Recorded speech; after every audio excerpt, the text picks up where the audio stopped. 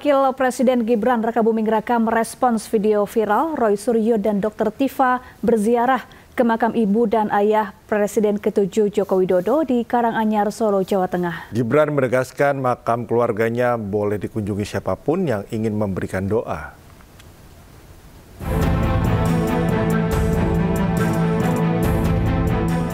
Roy dan kawan-kawan bersama Dr. Tifa sengaja ziarah kubur dan mendoakan sang kakek serta nenek dari Wakil Presiden Gibran Rakabuming Raka. Terkait hal ini, Gibran menyampaikan, atas nama pribadi dan keluarga, saya mengucapkan terima kasih atas perhatian Pak Roy Suryo dan Ibu Dr. Tifa yang sudah sengaja datang melakukan ziarah kubur dan mendoakan kakek nenek kami tercinta yang telah tiada.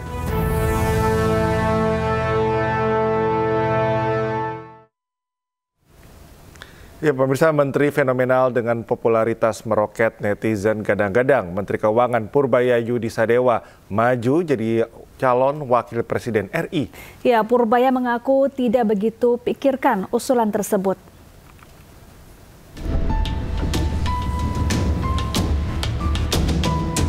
Sejak pertama kali duduk sebagai Menteri Keuangan RI, Purbaya Yudi Sadewa tak henti menjadi perhatian publik dan telah membuat berbagai gebrakan kebijakan. Bahkan hal tersebut membuat popularitas Purbaya melesat. Namun saat ditanya soal peluangnya maju menjadi calon wakil presiden RI, Purbaya mengaku tak begitu memikirkan hal tersebut. Purbaya menilai masa kerjanya yang baru sebulan terlalu singkat sehingga belum sampai menyelesaikan berbagai persoalan ekonomi secara menyeluruh karena masih di tahap awal. Baru juga sebulan kerja. Tapi dapat antusiasme dari lembaga gini, Pak, dari netizen juga. Kalau ekonomi bagus ya begitu turun lagi. Ekonomi kan naik turun, jadi jangan cepet-cepet. Dan gua nggak mikirin juga jam. Belum kali ya, Pak ya? Belum. Nggak mikir sama sekali. Kerja juga belum. Ini kan baru cuman di permukaan aja. Yang di bawahnya belum kita sisir betulan. Sebelumnya, 8 Oktober 2025, genap sebulan Purbaya Yudi Sadewa menjabat sebagai Menteri Keuangan RI menggantikan Sri Mulyani. Ia resmi dilantik Presiden Prabowo sebagai Menteri Keuangan sejak 8 September 2025 lalu. Tim Liputan iNews melaporkan. Ya, sebulan menjabat Menteri Keuangan RI Purbaya Yudi Sadewa penuh gebrakan. Menjabat sebagai bendahara negara, Purbaya sempat bergurau. Tugas yang diembannya lebih santai saat memimpin LPS.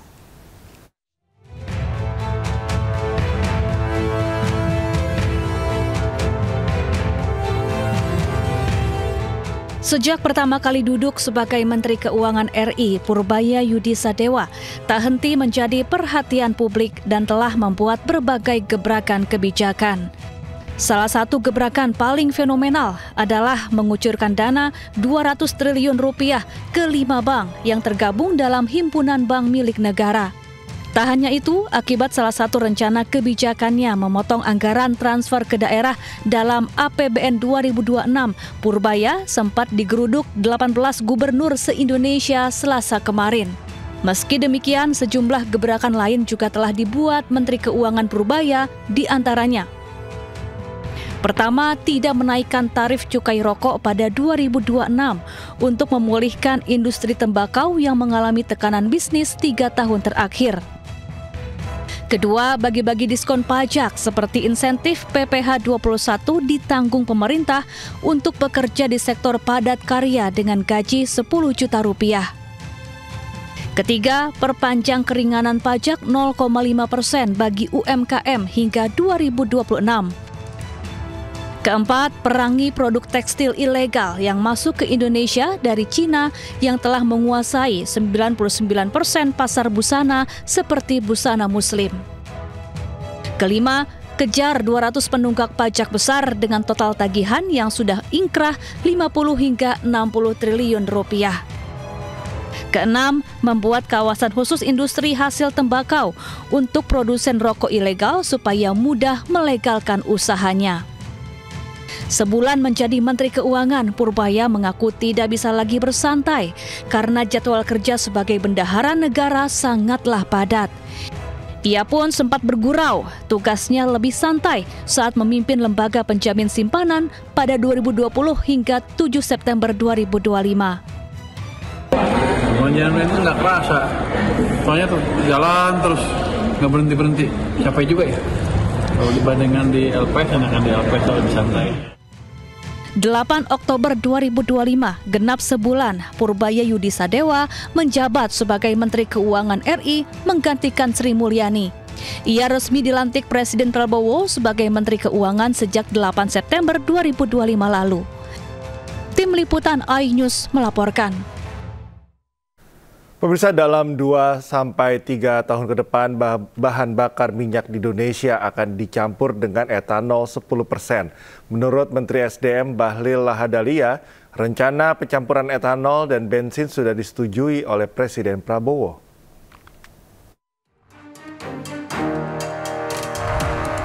Pemerintah Indonesia saat ini tengah menggodok rencana mencampurkan bahan bakar minyak dengan etanol 10%. Etanol yang akan digunakan nantinya bersumber dari bahan nabati seperti jagung dan tebu. Menurut Menteri SDM Bahlil Lahadalia, rencana pencampuran etanol 10% dan bensin sudah disetujui oleh Presiden Prabowo Subianto. Tujuannya untuk membuat minyak yang bersih dan ramah lingkungan, serta mengurangi impor minyak Indonesia yang saat ini masih sangat tinggi. Meski sudah disetujui, Bahlil masih belum bisa memastikan kapan penerapan campuran etanol dan bensin berjalan.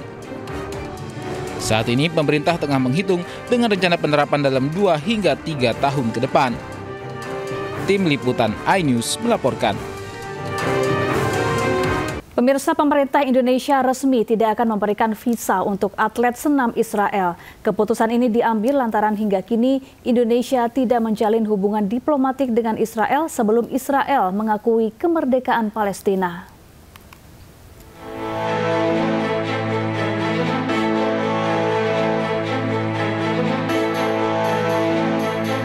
Gelaran senam artistik dunia yang digelar di Jakarta kemungkinan tidak akan diikuti oleh atlet senam asal Israel. Lantaran pemerintah Indonesia dengan tegas menyatakan tidak akan memberikan visa bagi atlet asal Israel. Pemerintah pun tekankan tidak akan menjalin hubungan diplomatik dengan Israel sebelum Israel mengakui kemerdekaan Palestina. Pemerintah Indonesia tidak akan memberikan visa kepada atlet Israel yang berniat untuk hadir di Jakarta mengikuti kejuaraan senam artistik dunia yang akan diselenggarakan pada tanggal 19 sampai dengan 25 Oktober yang akan datang. Sikap pemerintah ini adalah sejalan dengan arahan dari Presiden Prabowo Subianto dalam berbagai kesempatan dan terakhir dalam pidato beliau di Perserikatan Bangsa-Bangsa yang sangat keras mengecam Israel yang terus-menerus melakukan kekejaman dan kebiadaban atas rakyat Palestina terutama di Gaza. Dan pemerintah Indonesia tegas berpendirian bahwa tidak akan melakukan hubungan kontak apapun dengan pihak Israel sampai dengan Israel mengakui keberadaan negara Palestina yang merdeka. Pemerintah juga terus menerima penolakan dari berbagai kalangan atas keikutsertaan Israel dalam kejuaraan ini. Rencananya gelaran kejuaraan dunia senam artistik 2025 akan digelar di Jakarta pada 19 hingga 25 Oktober 2025 mendatang. Tim Liputan iNews melaporkan. Pengurus Besar Persatuan Senam Indonesia memastikan atlet Israel tidak akan berpartisipasi pada kejuaraan dunia senam artistik di Jakarta. Federasi Senam Internasional mendukung langkah pemerintah Indonesia.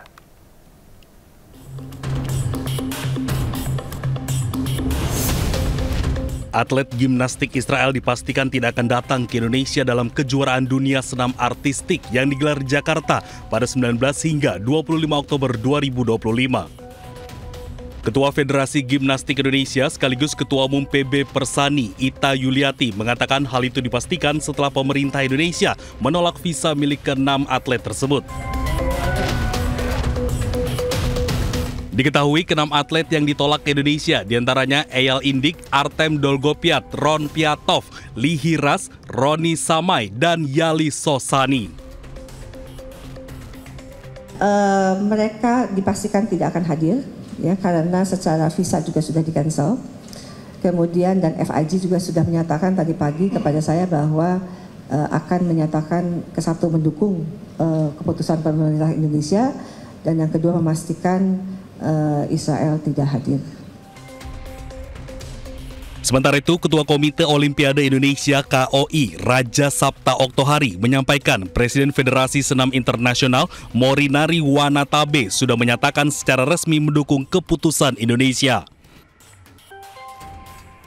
Presiden Watanabe juga sudah menyampaikan langsung kepada saya bahwa sepenuhnya keluarga besar FIG mendukung semua keputusan yang diambil oleh pemerintah Indonesia. Sehingga insya Allah atas dukungan dari semua pihak, kita akan sama-sama nanti menjadi saksi sejarah untuk pertama kali kejuaraan dunia World Championship Gimnastik bisa terlaksana dengan baik di Jakarta. Adapun kejuaraan dunia senam artistik ini digelar di Indonesia untuk pertama kalinya di Jakarta pada 19 hingga 25 Oktober 2025 di Indonesia Arena GBK Jakarta. Ya, Gubernur Jakarta Pramono Anung tegas menolak kedatangan atlet senam Israel untuk berlaga di Jakarta 19 Oktober mendatang. Pramono tidak akan mengizinkan kontingen Israel ikut serta dalam ajang olahraga apapun di Jakarta karena akan menyulut kemarahan publik. Rencana kehadiran kontingen Israel dalam ajang World Artistic Gymnastics Championship 2025 di Jakarta pada 19 sampai 25 Oktober 2025 mendatang ditolak tegas Gubernur DKI Jakarta Pramono Anung. Bahkan Pramono juga meminta agar visa untuk tim atlet Israel tidak diterbitkan sama sekali. Ia mengingatkan jika kehadiran kontingen Israel di tengah konflik yang masih berlangsung di Gaza, Palestina, hanya akan menimbulkan reaksi negatif dari masyarakat Indonesia. Padahal selama ini masyarakat Indonesia selalu menunjukkan solidaritas tinggi terhadap perjuangan rakyat Palestina. Karena nggak ada manfaatnya dalam kondisi seperti ini ada atlet, apalagi atlet gimnastik ya, itu bertanding di Jakarta dan pasti akan menyulut, membangkitkan kemarahan publik dalam kondisi yang seperti ini. Karena apapun. Diingat juga dalam pidato Presiden RI Prabowo Subianto di sidang Majelis Umum PBB beberapa waktu lalu, menekankan jika Indonesia berdiri tegak mendukung kemerdekaan Palestina. Sikap ini menegaskan konsistensi Jakarta sebagai ibu kota yang menghormati arah politik luar negeri Indonesia, yakni mendukung kemerdekaan Palestina dan menolak segala bentuk normalisasi dengan Israel. Tim Liputan iNews melaporkan. Gubernur Jakarta Pramono Anung mengaku tak memiliki ambisi untuk menjabat sebagai pemimpin Jakarta lebih dari 1 periode. Menurutnya, masa jabatan sebagai gubernur akan menjadi penutup dari perjalanan panjangnya di dunia birokrasi dan politik.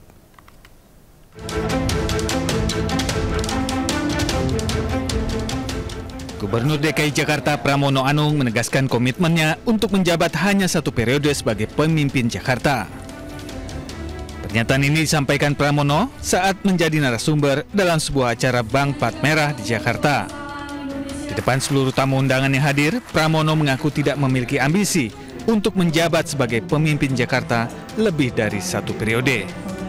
Politisi PDIP ini menegaskan masa jabatannya sebagai gubernur akan menjadi penutup dari perjalanan panjangnya di dunia birokrasi dan politik yang telah digelutinya selama 25 tahun. Dalam pemerintahan dan politik selama 2 dekade, Pram pernah menjadi anggota DPR, menjabat sekretaris negara di era Presiden Megawati Soekarno Putri dan Presiden Joko Widodo, hingga akhirnya dipercaya menjadi gubernur Jakarta. Organisasi, perusahaan, tentunya kita harus punya target. Kalau orang bertanya dengan saya, apa sih target saya? Supaya nanti gak di ini sama ini. Saya target saya pengen jadi gubernur 1 periode. Tetapi saya memutuskan, dan benar pada 1 periode dan berhenti. Saya udah menjadi pejabat terlalu lama banget. 25 tahun gak pernah putus. Tambah 5 tahun jadi gubernur dan 30 tahun udah lah. Pramono menegaskan bakal menuntaskan kepemimpinan di Jakarta sampai selesai masa jabatan. Pram juga berjanji menyelesaikan persoalan pendahulunya di Jakarta yang tidak selesai. Dari Jakarta, Rani Sanjaya, iNews melaporkan. Pemirsa, sidang pra-peradilan mantan Mendikbud Nadiem Makarim kembali digelar di Pengadilan Negeri Jakarta Selatan. Agenda sidang memasuki tahap pembacaan kesimpulan dari pihak pemohon dan termohon sebelum hakim menjatuhkan putusan dalam waktu dekat.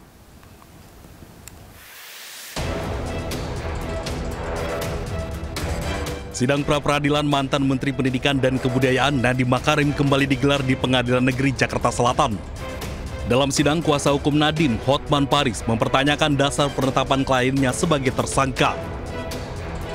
Hotman menilai penyidik belum pernah menjelaskan pihak yang diduga diperkaya dalam kasus tersebut, termasuk nilai dan cara terjadinya dugaan perkayaan. Ia menegaskan selama proses penyidikan tidak ada aliran dana yang mengalir kepada Nadiem dan audit BPKP dalam rentang tahun 2020 hingga 2022 juga menyatakan pengadaan laptop Chromebook sesuai prosedur dan harga wajar. Hotman menilai penetapan tersangka terhadap Nadiem tidak berdasar dan hanya berdasarkan kesimpulan sepihak tanpa pembuktian jelas. Kalau ada kerugian negara, hitung-hitungannya mana? Hitung-hitungannya mana? Belum lagi audit resminya. Ini hitung-hitungannya pun nggak ada. Jaksa mengatakan buktinya diekspos. Ada memang berita acara ekspos, tapi hitung-hitungannya nggak ada. Masih ditulis akan dihitung. Jadi sudah ditetapkan tersangka, bahkan ditahan, belum tahu hitung-hitungannya ada. Kalau hitung-hitungannya lagi dihitung, kan bisa nol, bisa tidak ada, bisa ada gitu kan. Sementara itu, penyidik Kejaksaan Agung selaku pihak termohon dalam sidang, Roy Riyadi, menegaskan penetapan tersangka terhadap Nadiem sudah sesuai dengan prosedur hukum. Tadi udah kita bacakan poin-poinnya dalam kesimpulan kami. Pertama, bahwasanya penetapan tersangka atas pemohon itu sudah sesuai dengan peraturan dan prosedur. Pihak Kejagung pun mengaku sudah menyita sejumlah dokumen dan barang bukti elektronik yang dinilai relevan untuk menetapkan Nadiem sebagai tersangka. Dari Jakarta, Wenda Nura, Yudi Richard, iNews melaporkan.